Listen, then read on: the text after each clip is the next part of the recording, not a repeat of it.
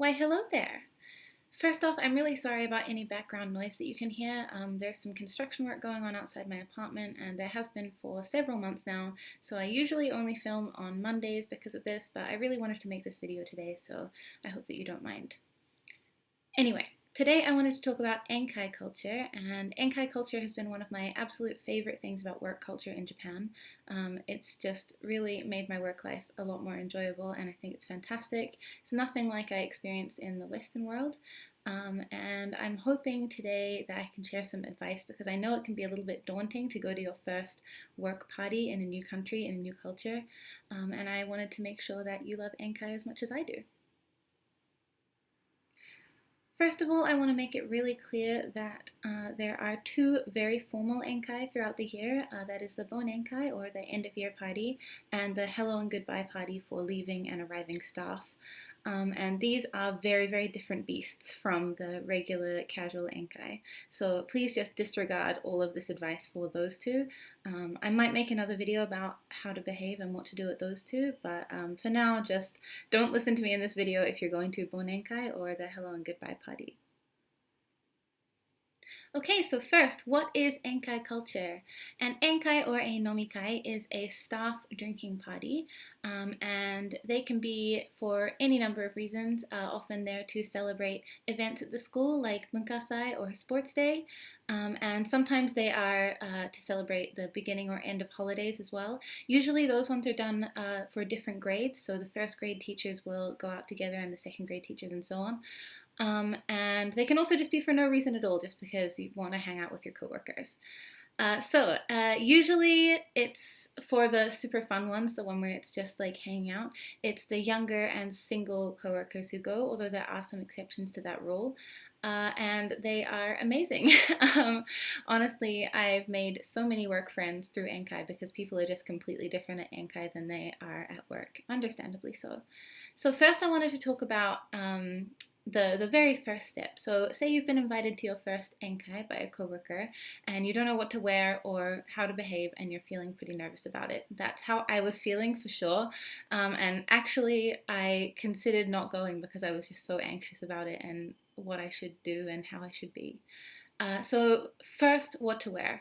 Basically, anything is fine. Obviously, you don't want to be showing like super amounts of skin or anything too crazy, but it's not work attire either. So you can wear casual clothes for sure. You can dress up a little bit. Sometimes some of the women wear nice dresses and high heels, and makeup is fine. I show my tattoos at Enkai as well, and actually that's a pretty big talking point for a lot of people. It's a good conversation starter. So pretty much clothing is very, very casual. You can wear pretty much whatever you want, which I was super nervous about. I thought it was going to be like work clothing only, but that's definitely not the case. So you can wear pretty much whatever you want. How you should behave. So there's a couple of kind of rules, but not really. It's basically like a gathering of friends. Of course, these people are your coworkers, so try to keep it polite and obviously be friendly and upbeat. But it's pretty much like your friends. You can talk to people casually, you can talk about things that you might not talk about at work, and it's just really a fun time to try to get to know your coworkers better as people, not just as people in the office, because especially in Japan and of course in other countries as well, there's a certain expectation of how you'll behave at work, and that can be completely different from who you actually are as a person. And I'm sure that you yourself will be different at Enkai as well. I know that I am. So yeah, wear whatever you like pretty much within reason, and just be yourself and have fun. So you are all set to go to your first Enkai. You are dressed as you want. You are happy and excited to go, I hope. And now you have to get to the restaurant. Usually there will be a note passed around by the organizer of the Enkai with the place name and the time of meeting at the place. So hopefully you have that. If not, you should probably ask someone. If you get lost, please, please, please ask someone. It's very good to arrive a little bit early or at least arrive on time, because in Japanese culture, people don't really start eating or drinking until everyone has arrived. And so if someone is very late, it can be pretty awkward for everyone else just sitting at the table. So do try to be early or at least on time. So you get to the restaurant, hooray, you found it, good job. And the first drinks arrive. Do not drink yet. This is a mistake that I made so many times when I first moved here, because when it's summer and someone puts down a nice ice cold drink in front of you, your first instinct is just to take a sip, but do not do that. In Japanese culture, you need to kanpai or cheers before you drink. So if it's a celebratory enkai, like for sports day or bunkasai, then one of the older male teachers will make a little speech just saying thank you for your hard work, etc., etc. And then everyone will come by and then you all drink. And from then on, you can drink whenever you like, but the first drink is very important. If you forget, just try to subtly put the glass back down. People will probably notice, but you have the foreigner card to play, so it's okay. So after your first drink, Enkai is usually nomi hodai, which means all you can drink for a certain amount of time. So don't worry about the price of drinks; it's all fine. The other important thing to note is that you do not have to drink alcohol at an Enkai at all. I think this is something that a lot of people are worried about, myself included. Sometimes I don't like to drink for whatever reason. So there have been Enkai where I have drunk alcohol and Enkai where I have not drunk alcohol, and both is fine. Both are fun either way to me as well. So I definitely don't think it's just a alcohol thing. I think it's a social thing much more than that. So if you don't drink alcohol, please don't be afraid to go. The Nomi Hodai menu will have a soft drink part, which will have sodas and different types of tea and all of that stuff. So please don't worry about it if you don't drink. It's not a problem. Usually the bigger Enkai with more people are a set menu, like a course menu. And so they will bring out various different courses of food that you can try and share. Sometimes it's order, but almost always it'll be like a bigger plate of food that several people will share between them. So don't worry about reading the kanji and things. You can always get people to order for you, and most of the time the menu is set anyway. That is one thing about nomikai that I will say is if you are vegan or even vegetarian because of all the fish in Japan, I would say eat before you go because it's a set menu and it's very unlikely that they will have any vegetarian or vegan options, which is unfortunate but just the case. So eat before you go if you have dietary requirements that might not work out with a course menu, and be prepared for a lot of food that you may not have tried before, which is one of my favorite parts about Enkai is all of the new different types of foods that I never would have tried without my coworkers. So yeah, that is basically it for food and drink, I think. As well as the first drink of the Enkai where you come by and you can't drink before it. It's similar with eating. You should wait for someone else to say itadakimasu and start eating. And you should also wait for everyone to have some food in front of them before you start eating. At the more casual Enkai, this isn't the case. The kanpai is definitely much more of a set rule, but this is something that you should probably just wait until someone else starts eating to make sure that it's okay. Okay, so that is food and drink. Okay, so what about behavior? In the Japanese workplace, behavior is a very important aspect of your work life, and how you behave to superiors can really affect how they view you. And also, you might just not get the chance to talk to some people because you work in different grades, you work in different subjects, they don't speak any English, they're a little bit nervous of talking to you. Whatever the reason, there's probably people at work that you won't talk to, and you may see them at Enkai, and they may be very, very talkative, and that's just how it is. Enkai is a completely different area from work in Japan. So if someone is super talkative and really interesting and fun at Enkai, they will probably be exactly how they were before at work the next day. So don't expect you to be buddy-buddy at work. In Japan, you very much put your work face on, and Enkai is your like fun face.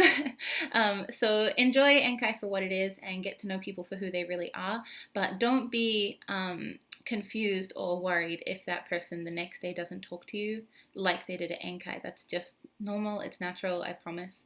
It doesn't mean they don't like you at all. In fact, the fact that they talk to you at Enkai so much probably means they like you a lot. It's just they don't have time, or they're busy doing other things, or they're just like they're using their work persona at work. So please don't be worried about that.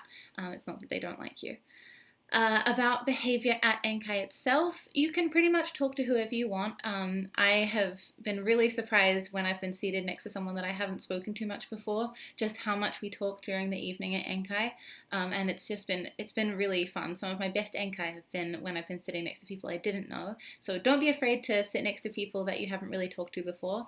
You can talk pretty much however you want, especially at the more casual Enkais. There really isn't that so much of that hierarchical speech system, and everyone just jokes and laughs and talks very casually. So don't be too daunted by the whole work hierarchy in Japan. It really doesn't apply as much at Enkai.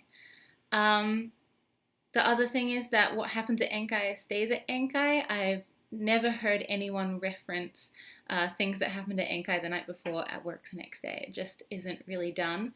And the other thing about that, I should have mentioned this earlier, I'm silly, it doesn't really belong in this category, but whatever.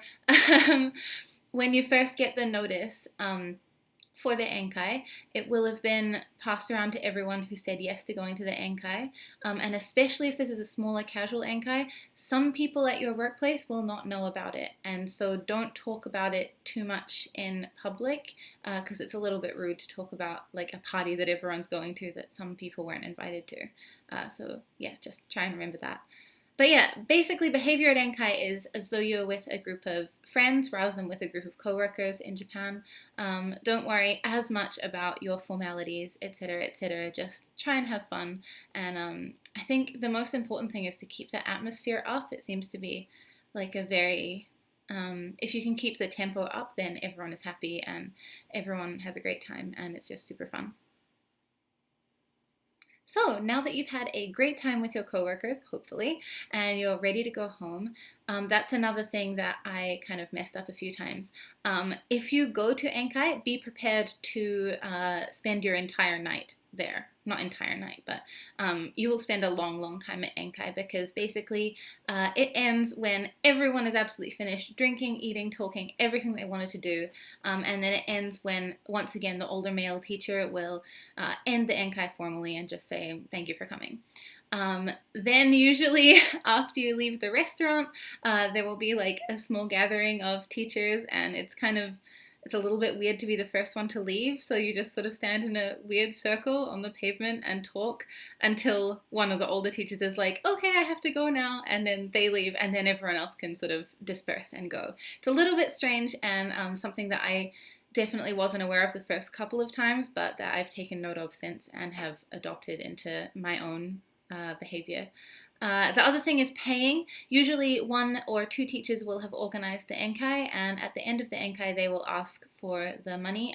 It will say how much the Enkai costs on the paper that you get, the invitation. Usually it's between 3,000 and 6,000 yen for the casual Enkai, so just be aware of that. You have to pay them at the end, and everyone will sort it out together. Yeah, so that's the end of your first Enkai, and I really hope that this video helped you to not be quite so nervous about it. I was so nervous, and now I go to every Enkai that I can. I really love them. I hope that you love them too. Just embrace it as much as you can is my only recommendation, really. Take your cues from other people, as with almost everything else in a new culture. Be observant and just have a great time.